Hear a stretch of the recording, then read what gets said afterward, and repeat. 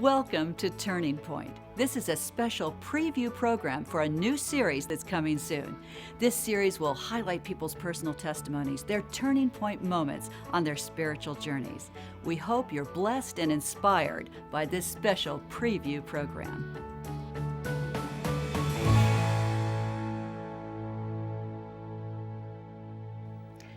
Welcome, I'm Connie Vandeman Jeffrey, and I'm delighted to have a special guest today, Angus T. Jones, who's with us for this conversation about turning points. Welcome, Angus. How are you doing? Great to have you here. Oh, thank you very much. Glad to be here. Now, Angus is best known as playing the role of Jake Harper on the CBS hit sitcom 2.5 Men.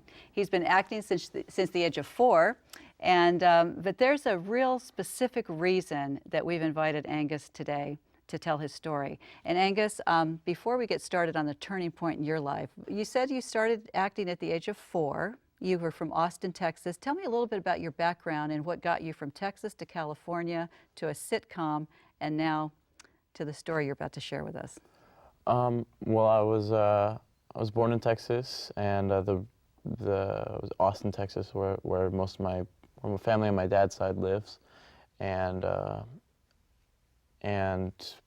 we moved to California when I was about 4.5 because my dad was going to start working for his uncle. That, being in California was just one of those things that my parents considered about like the acting. We were only like an hour away from LA, so my mom decided we'd give it a shot. I think then it was just kind of an idea to maybe make some kind of a fund for schooling or something for me in the future. And then, have you had any background, acting classes, anything? No, I think our neighbor, when we were in Texas, we did something when I was a baby, and I had never been in acting classes, and I still haven't. But it was just, like I said, it was a fluke, and it was very like, it was, I want to use the term like it was very Texan way to just kind of like, oh yeah, we can do it, come on. And we went, and it just happened that I think it was like a commercial, like it was commercials that I was doing at first, and like the first few auditions that I went out for, I got the job, which is something that now that I see people, I know people that are trying to get into the business. Apparently it's not as easy as it happened for me. Mm-hmm. So I was definitely blessed and guided in that way. It's everything happens for a reason, I like to say. So it is true, I believe that. Yeah. So you came out here, and then 2.5 Men happened for you when you were 8 years old? Or? Yeah, as I was working, doing commercials and stuff, I began to get movies, and then when I was about 8, there was this show that was called 2.5 Men that Chuck Lorre and Lee Aronson, I guess, had created, and they had written one of the characters for Charlie Sheen to play, and they asked me to come in and read with. I met Chuck, and we did a read, and then I came in the second time, and I did a read with Charlie, and then a third time I went in and met with some executives and stuff, and I did a read with Charlie in front of like executives, and as we were walking out, they called us back in and were like, it's a done deal, it's you. And it was. You're 8. Yeah, I was 8 at the time. 8 at the time. And I had, even now, if I was going to be making decisions like that or stuff that like, back then it wasn't like, oh yeah, 2.5 Men, we made it, like it's going to be here for 10 years, like it was just like, clue. It was like, cool, this is going to be a lot of fun. And looking back, like going through the years, like we have a break over the summer, and every time we leave for that break over the summer, when we come back, it's almost like we haven't even been gone. Like it's family. It's family, mm-hmm. and it's all kind of a blur. It's all kind of a blur. But then you kind of grew up on that show. You said that your parents put you in Christian school. Yeah, I'd always while I was working, and I use the term working very loosely because it was fun. Yeah, because I always tell people that it's all play and no work. Mm-hmm. And I was always going to Christian school at the same time that I was acting and playing different roles. It was one of the things that my parents felt was important, because it was something that was I was a normal kid. I had mm-hmm. like the normal kid experience other than the fact that I would be gone for a few months every now and then. But while I would be gone, the teachers would send my teacher on set the work, and I would stay right on with whatever the With kids your were class. learning. And so when I'd go back, it was like I would blend right in. So, and you know, since I've only been to 2 schools, basically my throughout my elementary to high school, I've never really had trouble with people bothering me or anything like that. It's always just been, yeah, Angus. So you had a group of friends that you kind of hung out with all through school, and you said that something began happening to you. You began to was it towards your senior year? Yeah, it was like midway through my senior year. And this comes up to maybe what I would call one of your first turning points, because you Yeah. did kind of get into some, you know, well, tell Well, us like, what happened. there was a process that was started through family issues and just different set of circumstances in maybe 2 or 3 years ago that were kind of causing me to run away from who I had always kind of been. Like, you know, like when I grew up, I loved video games. Not necessarily I love video. I like to build Legos, and I wasn't like, I very rarely was even allowed to go spend the night at people's houses. And then through the set of family circumstances, I just found myself spending as much time as I could away from my home. If I could, you know, anything I could do to not be at home was my plan, more or less. And it was a time of my life, senior year, I'd been accepted to college, and I didn't really know whether or not I was going to do the show for another year at that time. And just things were uneven or unsure in my life. I didn't have like, all right, now I have to make plans for the next 5 years and the next year, basically. And I was sitting with my friend, and I had said, what if the way we are living our lives and the plan we have using the way we are living our lives is not what's supposed to happen? What if that's not the right choice? And it was that time when I said that to him, I basically had the experience of the baptism of the Holy Spirit that was just like, You said you felt like a cleansing, it was filling up of complete. something. It completely felt like I felt like I was being hugged inside and out, and just like it was the best feeling ever. And I told him, I was like, well, I feel like I just accepted God, and that was something, you know, kind of weird for me in a sense, because I had always gone to this Christian school, and And you you knew know, about God, yeah. I knew God in Bible classes, and I believe God. I believe the God of the Bible was the right God, and you know, I wasn't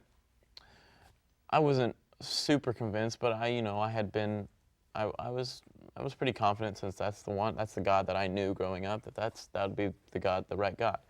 And I had another night where another friend, we were talking, and he had mentioned that he would totally, like, I had asked him what he would do in my position with the show and with college and all that, and he said that he would do the show hands down, simply because of financial reasons. And that coming from him, it hit me in a weird way, because I was sitting there, and that friend of mine is the friend that just wants an electric guitar, or wants an electric guitar to play, or wants an amp to play his electric guitar through, and just wants to, you know, he's really talented at music, and just like has never had the opportunity to have a guitar lesson. And then I am in the position where I have way too many guitars that are dusty, and I had the opportunity to take many guitar lessons. And so I was sitting there, I was like, wow, why do I act like that? Why do I not care? And then the conversation continued, and we were just talking about plans and things in my life, and the way my life was going, and the way I thought my life was going, and the way I figured I was gonna do it. And he kept asking me a lot of questions, and it was a lot more than just a conversation with my friend. You actually felt like somebody might have been speaking yes, through him. yeah, it had to have been the Holy Spirit. Whatever part of the Godhead it was talking through him Prompted you to really do some deep thinking. It was one of those, another one of those huge changing moments. And you know, that next week I was out there at high school, and I was like, every day was great. It was like, all right, God, what can we do today? How can I, come on. And you were And filled. You were filled. You were happy. it was excellent. And but the thing was is I wasn't necessarily devoting time. I was more or less doing a lot of the same things that I would normally be doing. Even if I hadn't been trying to work for God, I was just kind of doing basic similar things. And the next weekend I was kind of in the same kind of a slump that I was the weekend before. And I was like, this can't be, like, this is not right. There's something I was doing wrong or something like that. And so after that, I just started to try and go to different churches and meet different people and talk to whoever I could. Because you were on a journey. And you know what? We're going to take a break right now. When we Okay. come back, we're going to find out where that journey took Angus and what church he ended up at. Stay with us.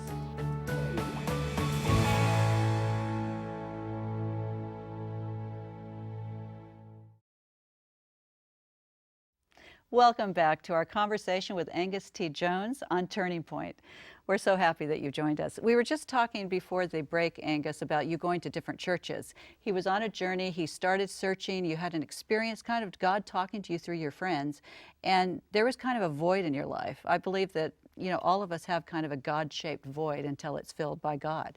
And you were visiting churches. I mean, you learned stuff in Christian schools. You were kind of looking for God, and you started visiting a bunch of churches on Sunday. You said you'd go to how many on a Sunday? Yeah, I would sometimes go to maybe 4 or 5 churches, like really. You hit every service. Yeah, I would go to separate, because you know, because I was going to a Christian school. I had quite a few friends that regularly went to church on Sunday, which is something that I had never gone.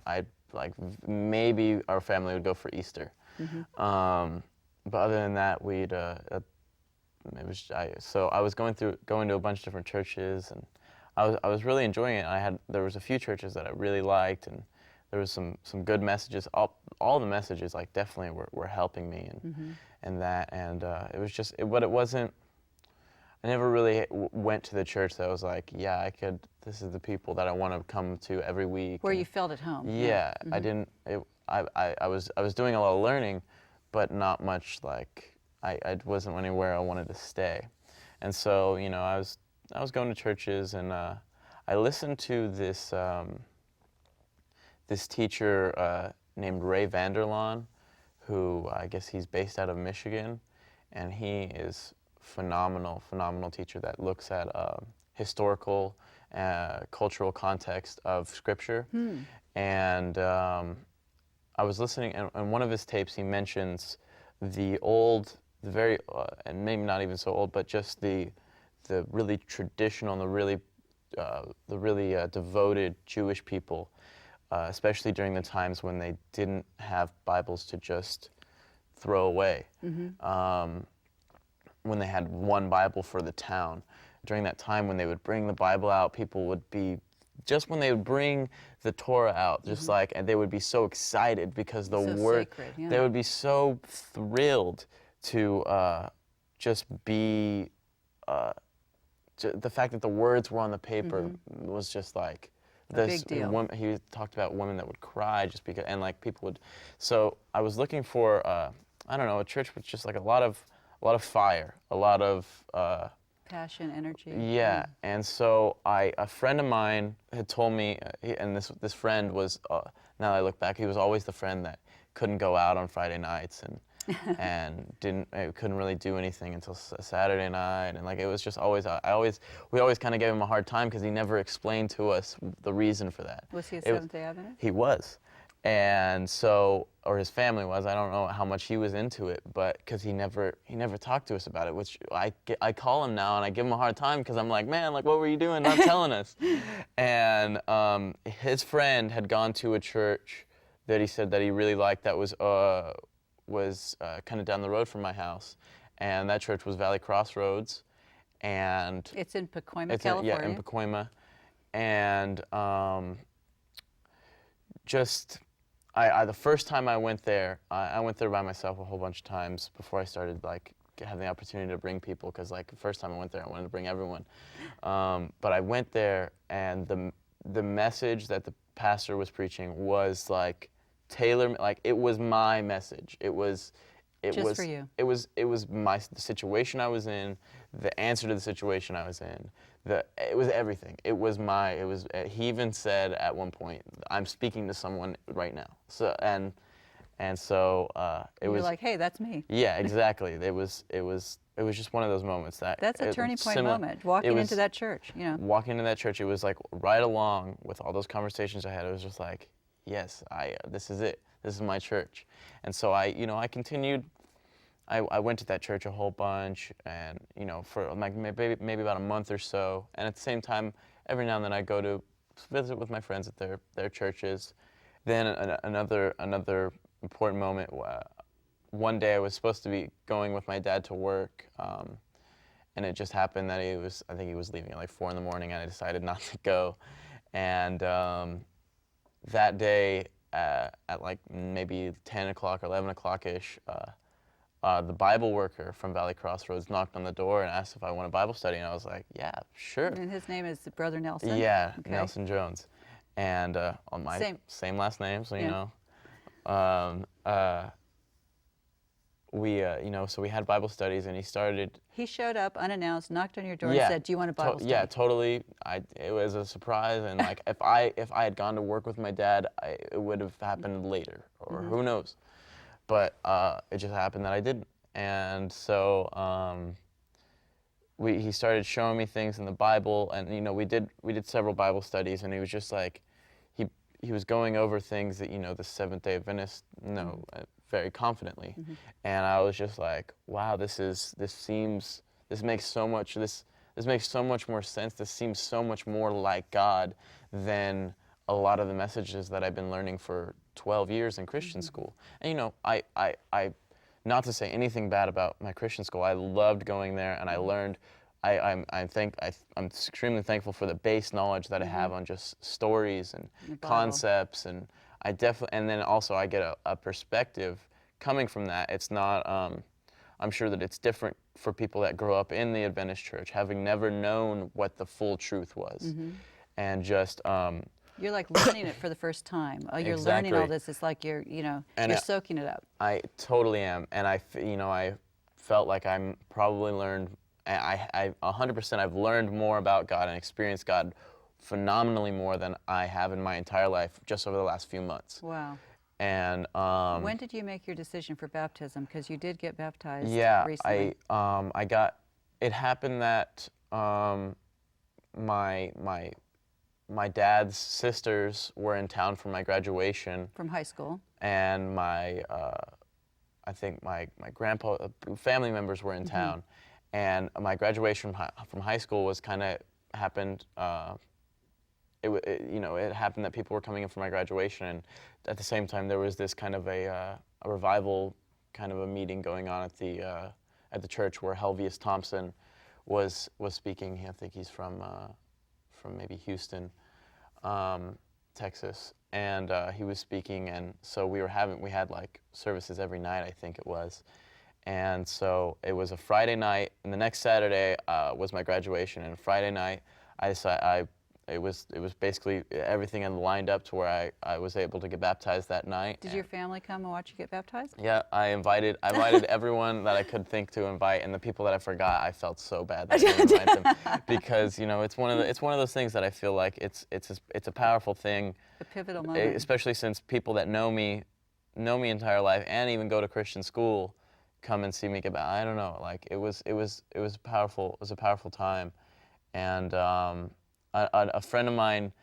who I had met maybe a few months before got baptized with me, and cool. it happened kind of. He didn't know that I was getting baptized, and he made his stand like a couple weeks before, Wow. or a week before maybe, and then we got baptized on the same night, and that was really really awesome.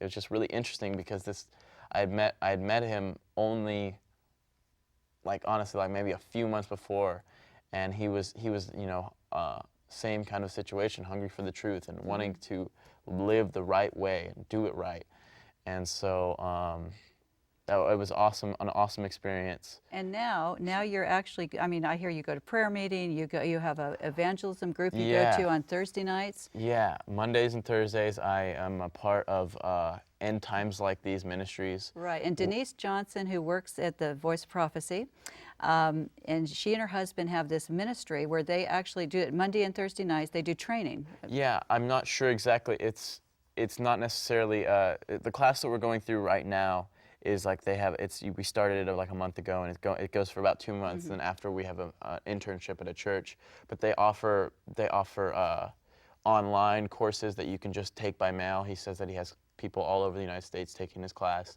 They're getting it translated into Spanish so that Spanish people can take it, and they're getting it put online so you can take it 100% online. Wow. And God is really using their ministry powerful, and I am loving the class. It's so much fun. Now I hear that you're learning to give Bible studies. Yeah, I'm learning how to give Bible studies. I'm learning the door-to-door stuff. I'm learning lay evangelism. I'm learning And a lot. you like this stuff. Oh, this Okay, is so you're it. going to be like Brother Nelson, and you're going to go knock on people's doors and give Bible studies. If I can get to Brother Nelson's level, then I will, of course, praise God all the way. But maybe me and him just be a team. I don't know. I don't know. I'm always, because he's gonna have so much more. He's got a little bit of a time advantage on me. Yeah. So yeah, I'm learning how to give Bible studies. I'm learning. In the few minutes we have left, Angus, I want to ask you something because you have a sphere of influence. I know that you consider the show that you've been on all these years, that was your work. You did that at work. Yeah. You now have an opportunity to actually kind of be a witness to people that some of us would never have the opportunity to even speak to or rub shoulders with. So I think God has placed you in a unique place at a unique time in your life. And how do you see yourself actually witnessing? I can't see you taking a Bible onto the set and saying, can I give you a Bible study? But I think people are going to notice a change in you and ask you questions about God. Absolutely. What's happening in that regard? And it's already, God's already been moving. He's already been preparing people, and I'm not the same person. And Do people notice that? I'm sure they do, and the people have been coming up to me asking me what I've been doing in my spare time, what's been going on, and if people ask me what I've been doing in my spare time, because I'm not in school, so I don't have to spend time on set, so it's a lot different being on set and not having to spend time devoted to curriculum. So people ask me, I'm like, oh, I'm doing a lot of work for my church, taking an evangelism class. They're like, oh, what's that? So God is definitely using it, and a few people from work have come to church, and I'm confident that I am there for a reason, for one more year, because otherwise, if I don't think I would be on the show this year if God hadn't kind of pushed me into it, because otherwise I genuinely didn't want to do another year of the show. And so I'm there for a reason. I'm so thankful to be there. It's a lot of fun, and I'm hoping that God will get the glory out of it. God will get the glory, Angus. And before we close, why don't you share a couple of your favorite texts with us? Yeah, absolutely. That'd be great. Yeah. One of the ones I was learning, because I try and do a memory verse maybe not every so often, but like as soon as I memorize one, I move on to the next one. And one I did a couple weeks ago was Romans 11:33 through 34, which is, "Oh, the depths of the riches, both of the wisdom and knowledge of God. How unsearchable are his judgments, and his ways past finding out. For who hath known the mind of the Lord, or who hath been his counselor?" And I like that one, because we can sometimes get caught up in trying to analyze things and trying to figure stuff out and trying to be like, all right, so God says this and God says that, and so this is how I'm gonna make a decision. This is how I'm gonna talk to this person. And I think we can run into some trouble sometimes with that, because we're not to live by sight. We're to live by faith. And God is going to do the work no matter what. We're inevitably going to get in the way. So we got to just read this, and show people what we're reading. because that's really what's going to make a difference in people's lives. Do you feel that there might be some, in your future, you're 19 years old now, I can see you as a preacher, a powerful preacher for the Lord.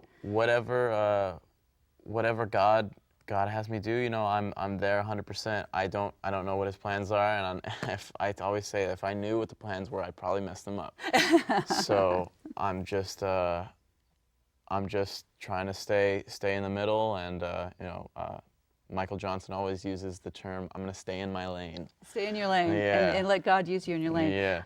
There might be somebody listening now that really identifies with you. They've maybe watched you grow up, maybe they're your age.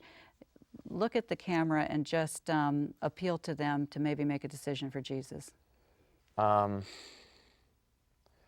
I have to say to anyone that's kind of in the middle ground right now, and then in the valley of decision, as some people put it, I would have to say that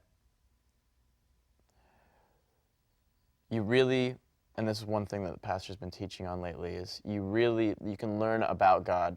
You can learn about God all you want. There's people that study theology all the time. You can learn everything about, you can figure out the for sure thing, like, did this person really exist? How did this happen? If the scientists say this, then how could this?